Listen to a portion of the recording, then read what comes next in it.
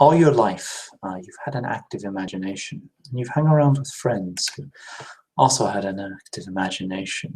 It seems that you told crazy stories to each other, had adventures, fought monsters, or it's all a bit hazy now because something happened, something you don't remember exactly what, but suddenly you grew up or something, and the friends, you realized they still believed. You were a teenager, 16 years old, and your friends still believed all these crazy stories.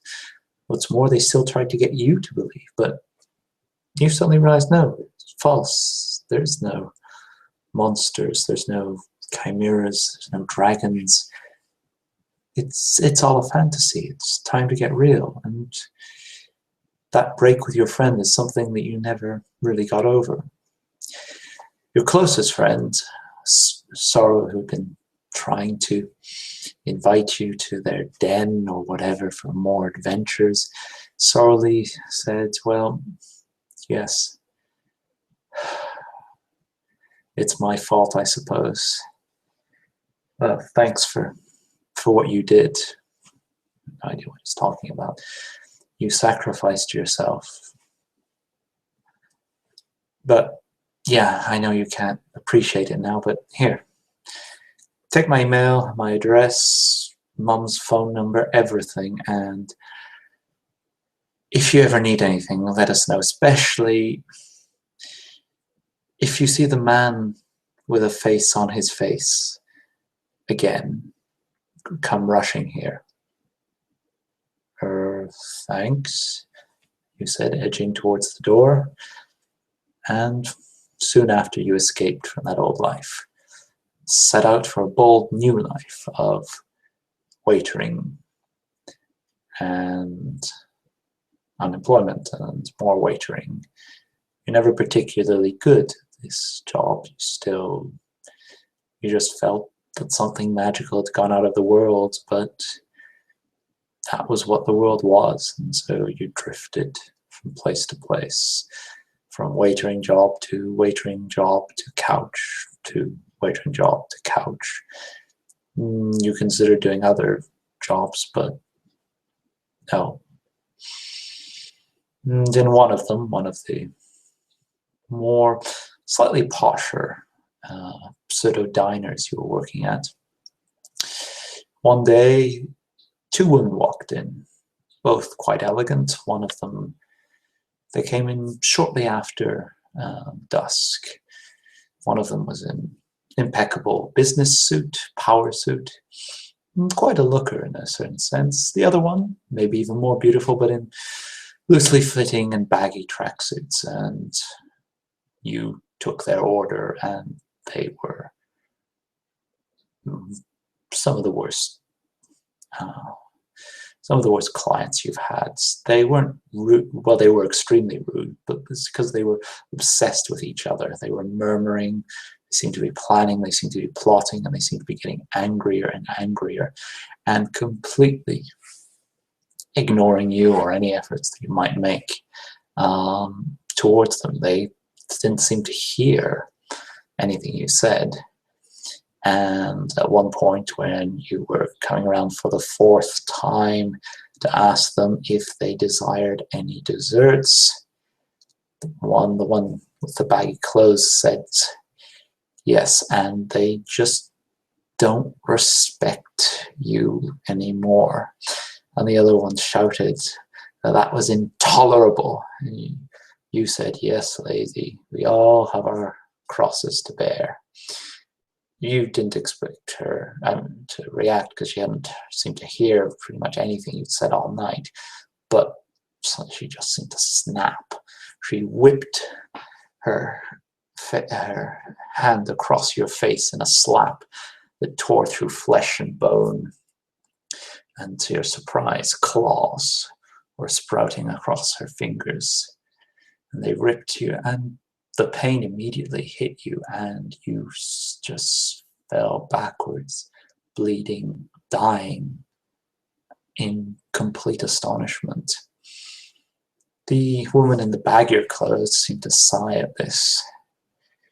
She murmured, "Your hearing was very cute in these last moments. You just didn't, your life hadn't seemed to be worth living, but you wanted to hear the last bit of it before it went. Something was possibly valuable."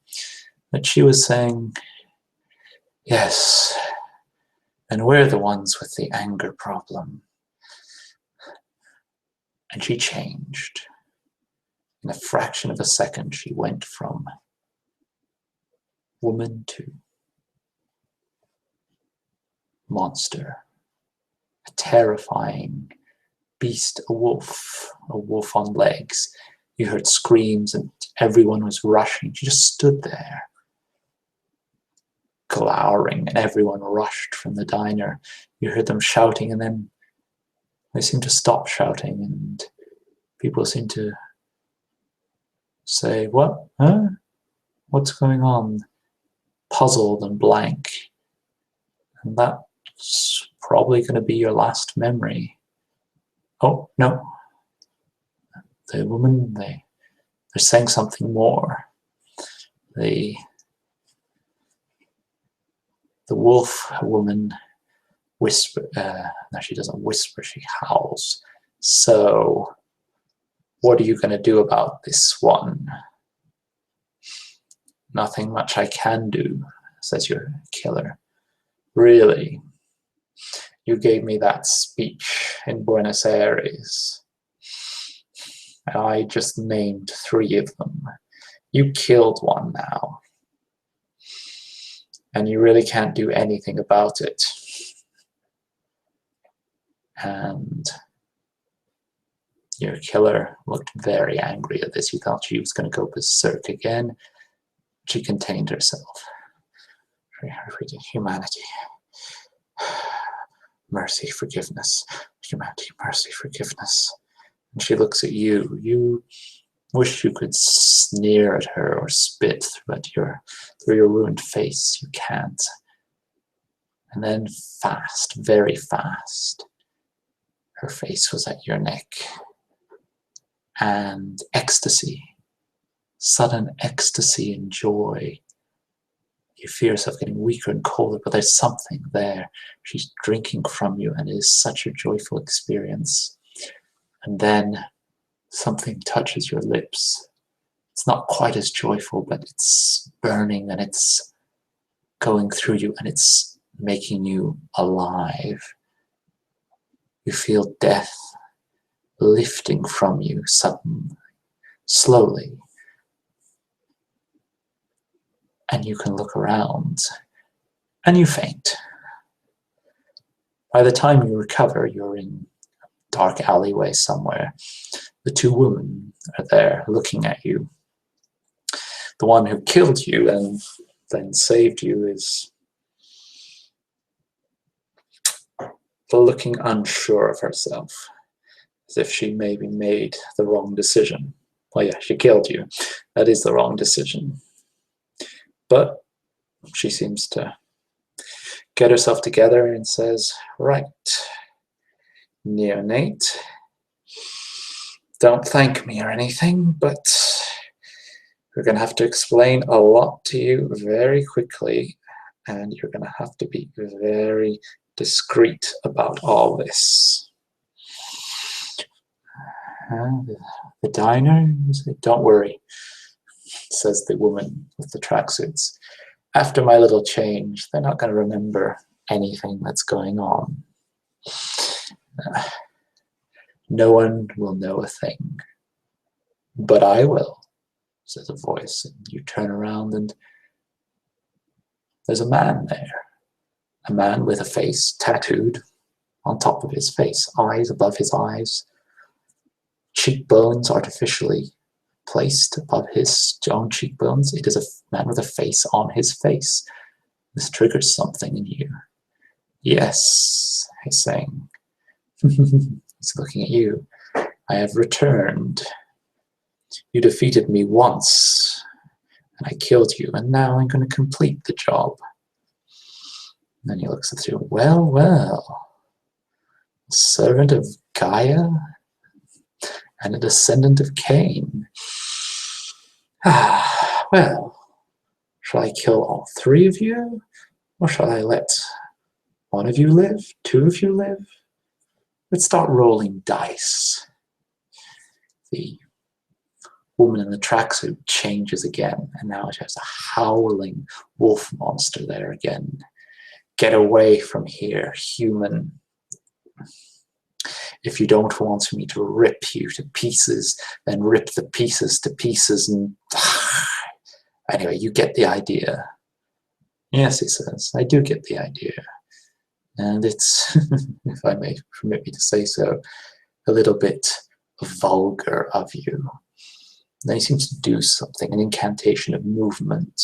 He's got tattoos of hands on his hands. He moves them. I was tracing out runes, and the wolf monster howls as her fur suddenly turns some sort of silvery color, and she seems to be thrashing in agony. And then the other one, the killer, speaks, "Go from this place and never return." And the voice cuts through everything. It is an order, an instruction. It is how the future will be. And you run. You and the man with the face on his face, you both run immediately. And the woman calls after you, "No, no, no, not you, Neonate, just the..." You look back, she's looking at you, and she's looking at the monster thrashing in the silver fur. Back you, the two. And she says, "Fuck it," and turns away from you and turns back towards the monster with the silver fur. "You owe me for this," is the last thing you hear as you run around the corner. Where to go now? Well, there was your old friend. He did say something about the man with the face on his face. Maybe he knows something. You still have his address. Maybe he's still there. You run there. You run fast. Seems easy. You get there. He is still there. It's fortunate. You smile. He smiles at you, and then he frowns. Something. He seems worried at you suddenly. Terrified even. You say, "I just help. I met the man with the face on his face. And yeah, just want some help. I won't be bothered. Can you just tell me something about it?" He eyes you warily. "Why don't you go to the kitchen?" he says. "Okay." And you head towards the kitchen, and then huge impact on the back of your face, and you feel you don't have to faint, but at this point, fainting is probably the most relaxing thing you can do. And you wake up surrounded by all your old friends. The gang is still mostly there. There's only one missing. They're holding rolling pins and paintbrushes. They're holding them as if they were weapons. Shall we destroy it? One of them is saying. Another one is saying, "It's still our friend. Still in there. What shall we do?" You're tied. You pull at the bonds. Oh, you can't break them. It's annoying. You're tied on the chair. "Look, come on. I don't mean to harm. Just let me go." And a surge of anger goes through you. Your muscles suddenly get a lot stronger, and they snap the bonds. Wow. You look at your friends pointing their rolling pins and their paintbrushes and their strange improvised weaponry at you. You feel you could shred them all. But maybe you shouldn't. Through your anger, you manage. "Let's talk about this, okay?"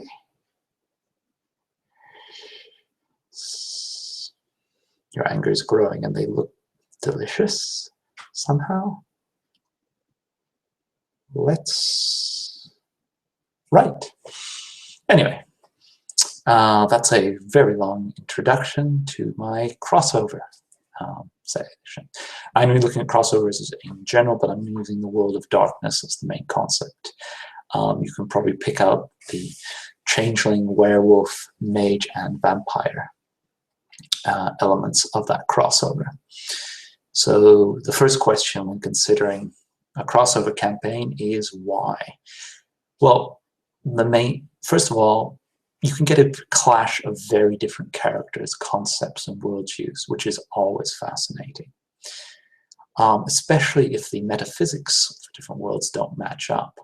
Like you have the Judeo-Christian vampire myths, Cain, curses, and the Gaia myth of the werewolves, and they don't make any sense together. And this is the germ of a great interaction between a believer in one encountering a believer in the other and trying to mesh the two. The other thing is you can role-play the entire experience of getting to know and respect or hate those who are different from you. And there's so many complicated situations that can come up, especially if the two groups are not supposed to be together. You can get metaphysical and morality debates, choices, because all of them have subtly different moralities, those who do have some systems of moralities. And just like if vampires have different paths, can have interesting interactions, creatures of different types can have different actions. And of course, a lot of fun can be had. Now, crossovers seem to have a bit of a bad reputation. I'm not entirely sure why. Maybe it's because they're sort of run as a, I don't know, preteen comic story where everyone has their special power and they band together. The key is that this is a crossover. It's not a fusion. It's not you pick a band and one happens to be werewolf, another's a mummy, the other's a vampire, and there's a demon to round them up and they fight crime. That's not a crossover. Crossover is where there are separate worlds, separate factions, separate identities, and they meet each other, they interact. They are not just the same. There's a few practical considerations. There's an issue with power difference, but this should not really be a problem. If you're a good GM, you can always arrange things so that the super killer werewolf has something to do while the ultra manipulative vampire has something else to do. Even if it's in the middle of an actual fight, you don't have to have all the opponents all of equal levels.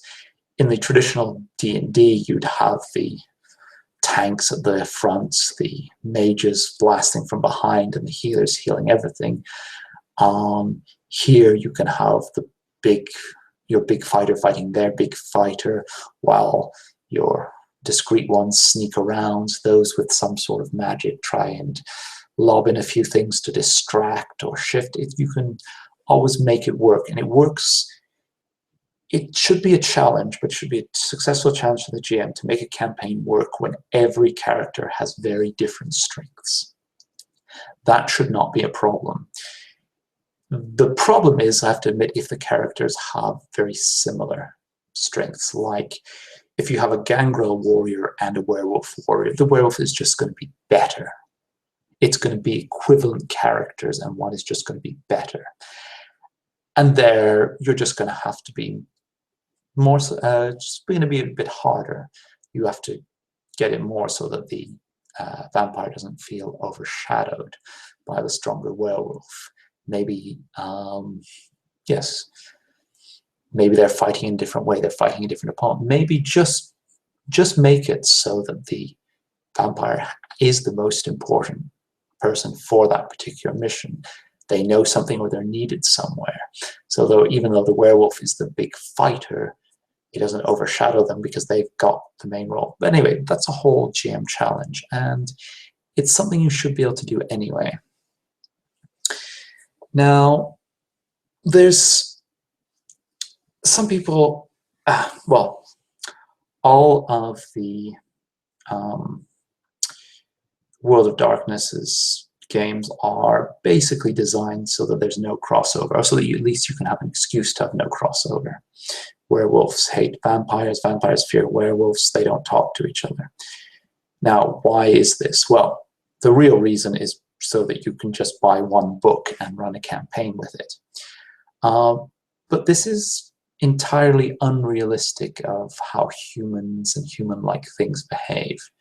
Throughout history, humans have made tactical alliances with beings that they despise, with beings that they think are abominations and that they would prefer to kill. But they have always, not always, they've very often ended up making tactical alliances as convenient across any barrier that you can imagine. So this is likely to happen in the World of Darkness. There is never the only thing that can keep groups separate and not allying or negotiating or tolerating each other in any way is strong centralized authorities that keep any dissenters in line, and none of the creatures in the World of Darkness have strong centralized authorities. So alliances are going to be forged at some point, or even just mutual toleration.